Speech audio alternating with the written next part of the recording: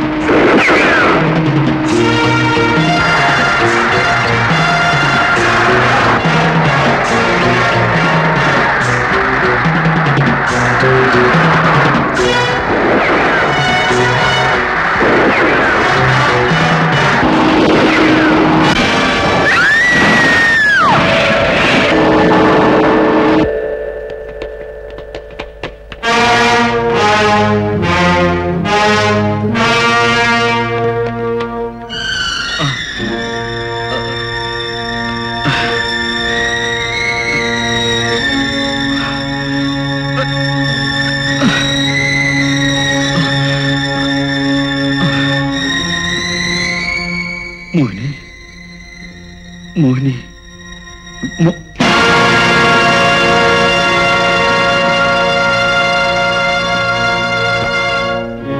దాదా దాదా బేటా అయిపోయింది, నా కథ ముగిసిపోయింది. నువ్వు వెళ్ళిపో వెళ్ళిపో. దాదా నాకు బతుకునిచ్చాను నిన్ను, ఈ పరిస్థితిలో ఎలా వెళ్ళాను? నేను వెళ్ళాను. నువ్వు వెళ్ళిపో నాయనా, నువ్వు వెళ్ళిపో. అవును బేటా, అనుక్షణం ప్రమాదంలో గడియకో గండంగా కత్తులబాటులో పరిగెడుతూ చట్టం నుంచి తప్పించుకుంటూ ఏదో ఒకనాడు దిక్కులే చావటం కంటే బేటా కాళీ ఈ జీవితాన్ని చెరిపేసి మంచి మనిషిగా, మరో మనిషిగా కొత్త జీవితాన్ని ప్రారంభించు నాయనా, కొత్త జీవితాన్ని ప్రారంభించు. నువ్వు వెళ్ళిపో నాయనా, నువ్వు వెళ్ళిపో వెళ్ళిపో.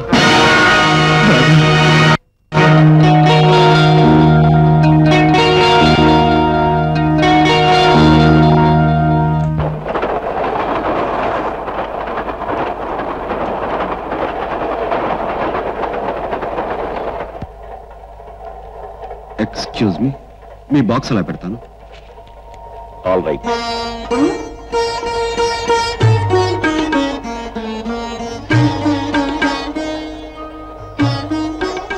నీ పేరేమిటి బాబు? ఏలటానికి రాజ్యాలు లేకపోయినా పేరు మాత్రం రాజా. ఏం చేస్తుంటావు? నా బ్రతుకు ఒక తీయటి పాట కాకపోయినా నేను మాత్రం పాటలు పాడి బతుకుతూ ఉంటాను. I mean pop singer. ఎక్కడికి వెళ్తున్నా? నాది ఒక గమ్యం లేని ప్రయాణం. ఎక్కడ బుద్ధి పుడితే అక్కడ దిగిపోతాను. పరిచయం లేకుండా ప్రశ్నలు వేస్తున్నందుకు ఏమనుకో. వృత్తిరీత్యా పోలీస్ ఆఫీసర్ని, అందుకనే ప్రశ్నలు వేయటం అలవాటైపోయింది. అదీ కాక నిన్ను చూస్తుంటే ఏనాడో దూరం అయిపోయిన ఒక మనిషి గుర్తొచ్చాడు. ఎవరు? మీ కొడుక? అరే, అంత కరెక్ట్గా ఎలా చెప్పావు? మీరు నా తండ్రిలా అనిపించారు, నేను మీ కొడుకులా కనిపించుండొచ్చని అలా అన్నాను. అవును బాబు, పసితనంలోనే వాడు మాకు దూరం అయిపోయాడు.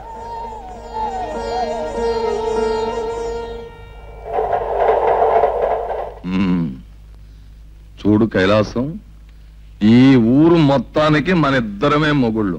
ఈ ఊరి నంజుకున్నా, పంచుకున్నా, నవిలినా, మింగినా, ఊసేసినా మనిద్దరమే చేయాలి తప్ప మూడో వాడు మన మధ్యకి రాకూడదు. ఓకే? ఓకే లేవయ్యా. మూడో వాడు వచ్చినా వాడిని పంచేసుకుని నంజేసుకుని మింగేయడం మన సెటప్. నా సెటప్ మాకు ఏటు గట్టి తెస్తా లేవయ్యా. అదేమిటి మొహం ఏమిటి అలా పెడతావు? ఇదేమిటనుకున్నావు? విదేశీ మందు. నేనేదో ఆల్కహాల్ కాకుండా ఆవు పంచితం పోస్తున్నట్టు ఫీల్ అయిపోతావేంటి? అబ్బా, నువ్వు ఆవు పంచితం పోస్తున్నావో ఆవు మజ్జిగ పోస్తున్నావో నాకు అనవసరం. నా సెటప్ తప్ప నేను వేరే తాగను.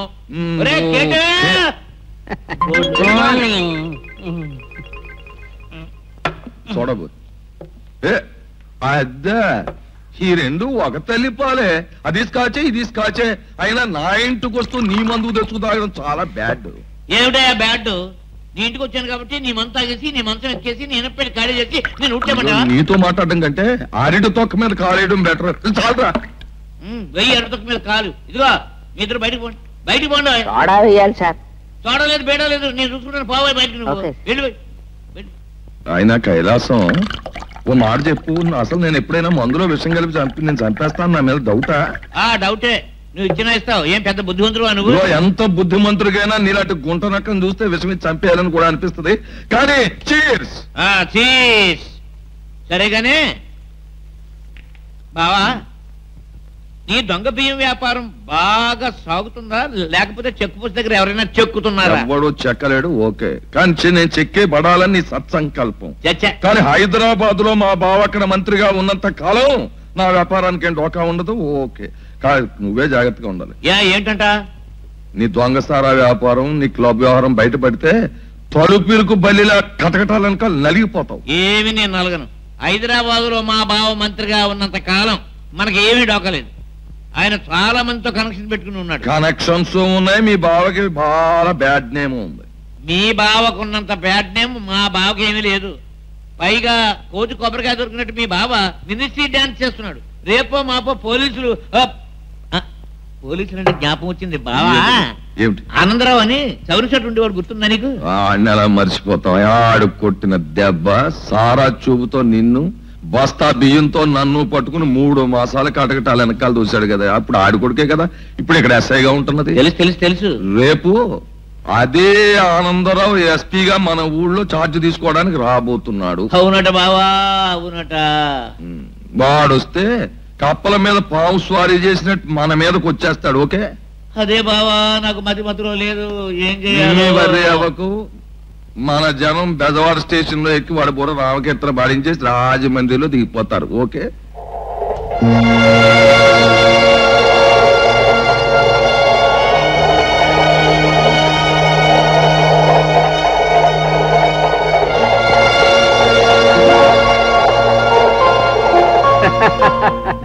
Happy birthday to you Anandarao. Thank you very much.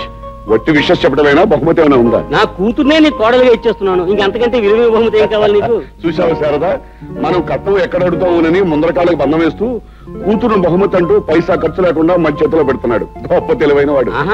నాకేమీ కట్నం ఇవ్వడానికి అభ్యంతరం లేదు, కానీ పోలీస్ ఆఫీసర్ గా తీసుకోవడానికి నీకు అభ్యంతరం ఉందిగా. చెప్పానుగా గొప్ప తెలివైన వాడని. ఇదిగో డాడీ, నీ బర్త్డే ప్రెజెంటేషన్. బహుమతి నేను ఇవ్వకపోయినా మా అల్లుడు ఇస్తున్నాడు, తీసుకో. రవి, అది నీకెక్కడిది? కొన్నా డాడీ. డబ్బులు ఎక్కడే? డబ్బులు నిజం చెప్పు, నా జబ్బు నుంచి కొట్టేశావా? లేదు నాన్నగారు. మరి ఊరుకోరా రవి, పదా స్కూల్ టైం అవుతుంది. వాళ్ళందరి ముందు ఆయన నన్ను ఎందుకు కొట్టాలి? నేనేం తప్పు చేశానని? నన్ను పైపు ఎలా కొన్నావో చెప్పకపోతే మీ నాన్న కోపం రాదు. నేనేం దొంగతనం చేశానా? నానిచ్చిన పాకెట్ మనీ ఖర్చు పెట్టకుండా దాచిపెట్టి కొన్నాను. ఏం తప్ప? మా నాయనే లే, ఏం జరిగిందో తెలుసుకోకుండా తొందరపడి కొట్టమే ఈ పోలీసు వాళ్ళ పని. పదా స్నానం చేద్దు గాని. నిజంగా నువ్వు గొప్పవాడు అవుతారా రవి? నీకెలా తెలుసు? వీపు మీద పుట్టుమచ్చుంటే 64 కళల్లో ఏదో ఒక కళలో గొప్పవారు అవుతారు. మహారాజయోగం కూడా ఉంటుందట.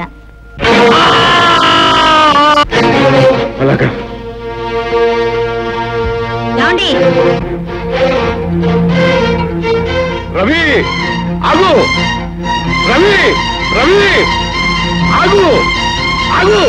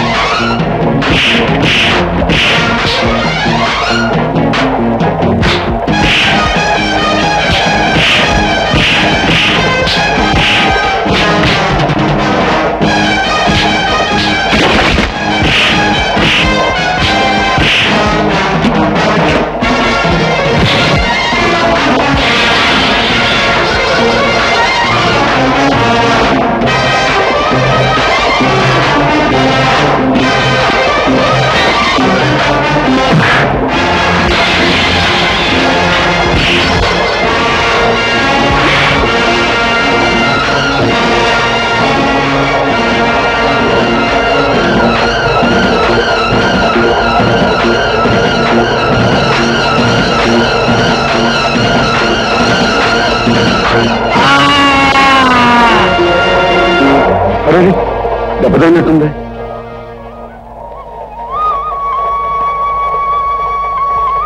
మరేం పర్వాలేదండి. జీవితంలో ఇంతకంటే చెప్పుకోలేని పెద్ద ఎదురు దెబ్బే తిన్నాను.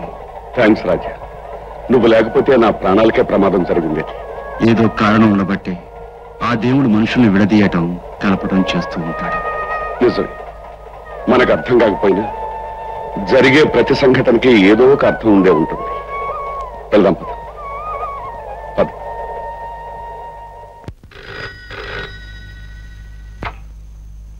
హలో, నేనే మాడుతున్నాను, చెప్పండి. ఏంట్రా మీరు చెప్పేది? తోటి ప్రయాణికుడెవరో ఎస్పీ గారిని రక్షించి మిమ్మల్ని బాధేసి రైలును దోసేశాడా? ఓరి వాజమల్లారా, కొంప ముంచేశారు కదరా. ఒరే, మీరు ఈ రౌడీ ఉద్యోగాలు మానేసి ముష్టెత్తుకునే ఉద్యోగాలు చేసుకోండి. ఓకే? ఏమిటి బావగారు ప్లాన్ చేసిన సెటప్ అంతా క్షారం అయిపోయిందా?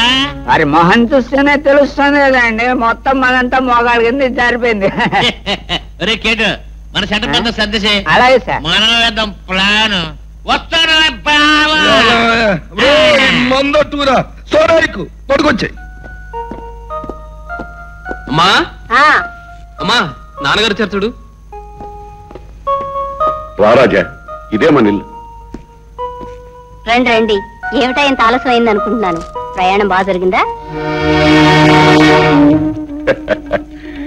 ఇతను నా కంపార్ట్మెంట్ లోనే ఉండటం వల్ల ప్రయాణం బాగానే జరిగిందని చెప్పొచ్చు. ఏమిటండి మీరనేది? ఎవరి అబ్బాయి? కన్న కొడుకుని ఎవరు అని అడిగే పరిస్థితి వచ్చిందా అమ్మా? నేను నీ కొడుకునని ఎలా చెప్పుకోగలను? శారద, నీ పసుపు కుంకాలు చల్లగా ఉండాలని నువ్వు దేవుడికేగా దండం పెట్టుకుంటావు. అలా కాపాడగలిగింది దేవుడే అయితే ఇతన్ని పాలిటి దేవుడు. అంటే నాన్న ఇతను మిమ్మల్ని రక్షించాడమ్మా. రైల్లో 4 రౌడీలు నా అంతం చూడాలని ప్రయత్నిస్తే ఇతను వాళ్ళని చావుగట్టి నన్ను కాపాడాడమ్మా. ఏ తల్లి కన్న పెట్టవు. నా ఆయుష్ కూడా పోసుకుని 1000 ఏళ్లు వర్ధిల్లు బాబు. ఆయన్ని కాపాడేవంటే మా కుటుంబాన్ని రక్షించినట్టు. నీ రుణం. అమ్మా, మీరు పెద్దవారు, నాకు తల్లి లాంటి వారు. రుణం తీర్చుకోవాలనుకోవటం, కృతజ్ఞతలు చెప్పడం బాగున్నదమ్మా. అమ్మా, నిజంగా ఇతన్ని చూస్తుంటే పెద్దన్నని చూస్తున్నట్టే ఉంది కదా? అవును బాబు, నిజమే. నీ రూపం మాట చూస్తుంటే అచ్చమ్మ పెదబాబులానే ఉన్నావు. అవును శారద, ట్రైన్లో ఇతను చూడగానే నేను అదే మాట అన్నా. మీ అందరికీ అలా అనిపిస్తే నన్ను మీ పెద్దబ్బాయి అనుకోండి. వాళ్ళు అలా అనుకుంటే నువ్వు పర్మనెంట్ గా ఇంట్లో మకాం పెట్టేద్దాం అనుకుంటున్నావా? కావాలంటే నువ్వు చేసిన సహాయానికి ఓ పూట ఫోన్ చేసి నీ దారి నువ్వు వెళ్ళొచ్చు. శేఖర్, ఏమిట్రా మాటలు? లేకపోతే ఏమిటమ్మా, ముక్కు మొహం తెలియని వాడిని అన్నయ్యతో పోలుస్తారేమిటి? లోకంలో ప్రతివాడు అన్నయ్యతో సమానమైన వ్యక్తి కాలేడమ్మా. లక్ష్మి, భోజనం వడ్డించు. బాబు రాజా, వాడికి పోయిన వాడు అన్నయ్య అంటే అమితమైన ప్రేమ అభిమానం. అందుకే వాడు అలా మాట్లాడాడు. నువ్వేమనుకో. నన్ను మీరు మీ పెద్దబ్బాయి అన్నారు గనక ఇతను నాకు తమ్ముడు లాంటి వాడు. తమ్ముడు మాటలు ఏ అన్నా తప్పుగా తీసుకోడు. వయసు చిన్నదైనా నీ మనసు పెద్దది బాబు. ఎవరే అనుకున్నా సరే నువ్వు ఇంట్లో ఉండాల్సిందే. ఈ అమ్మ చేతి వంట తినాల్సిందే. అమ్మా, రా బాబు, భోంచేద్దు గాని.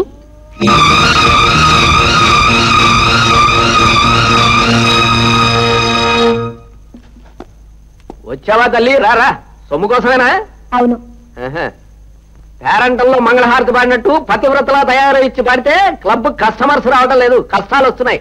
అందుకని నా మాట విని. చూడండి, నీ మాట వినే తీరిక ఓపిక నాకు లేవు. నా జీతం డబ్బులు నాకు ఇస్తేనే వెళ్తాను. తీసుకోమ్మా, నీ జీతం డబ్బులు గుర్రం గుడ్డిదైనా దాడానికి తక్కువ లేదు. అటుకెళ్ళే వెళ్ళే. త్వరలో నీకు మంగళహారతి పాడే రోజు వస్తుందిలే. నాన్నగారు, వచ్చావమ్మా. ఏమిటి వేళ కాస్త ఆలస్యమైనట్టుంది? క్లబ్ లో ప్రోగ్రాం అయిపోయిన తర్వాత బజార్కి వెళ్ళాను నాన్నగారు.